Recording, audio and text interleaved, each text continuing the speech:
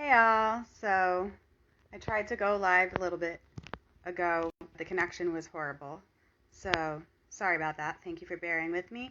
It is Wisdom Wednesday, and I am Debbie of D.E.B Health Coaching. My 3 pillars of success, or to success, are diet, exercise, and belief in yourself. So every Wednesday I don't talk about health and nutrition and all that. I talk about wise facts, tidbits of knowledge, things that are on my mind. Bring you a little wisdom every Wednesday to get you through the middle of your week. And I would love to hear your thoughts, opinions in the comments below, suggestions, like, follow, please. And tell me what you want to hear about next week or whenever. But this week, the Chauvin trial got me thinking, as I'm sure it did for many of you. And really, it kept coming back to this one saying that I repeat, and I have, and comes up so many times in my mind, and I don't mind saying it to other people. And that is, and I'm sorry if this is going to sound a bit religious, but that is that we are all children of God. So man was created in the image. So sorry about that. Horrible connection still.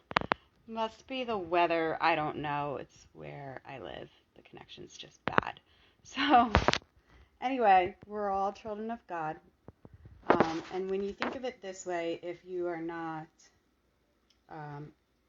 a faith follower, if you don't identify with that, think of it this way. We all came from something, and we all started as one. And I really believe that when we are done with our learning and our lives here on earth or wherever else, that we will re-assimilate thousands of years from now back into one when we're whole. When we've done all that we needed to do as separate individuals, we'll come back into the same being. So when you are racist or biased or hurtful towards another sex, religion, creed, culture, then it's kind of like hurting yourself. If you do not protect other races, religions, creeds, cultures, then you're part of the problem. So we need to stop teaching tolerance, and that's just tolerance. We need to start teaching inclusion and acceptance, learning and understanding of other people. And that's going to prevent mistreatment and things like, what we had to hear about in this case, of that awful, abuse of power towards somebody of a different race. And we all have to admit that, this Black Lives Matter thing has not gone too far. It's been a long time coming in our country. All you Americans, do you realize that the rest of the world is looking at us and they've idolized us? They put us on a pedestal when it comes to fairness, equality, and democracy. And they went, what? That happened in the United States? Yeah. So we still got work to do.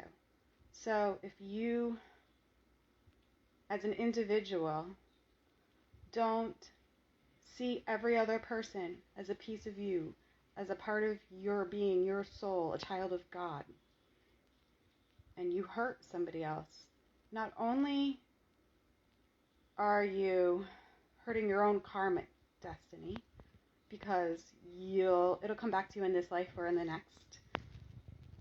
Okay?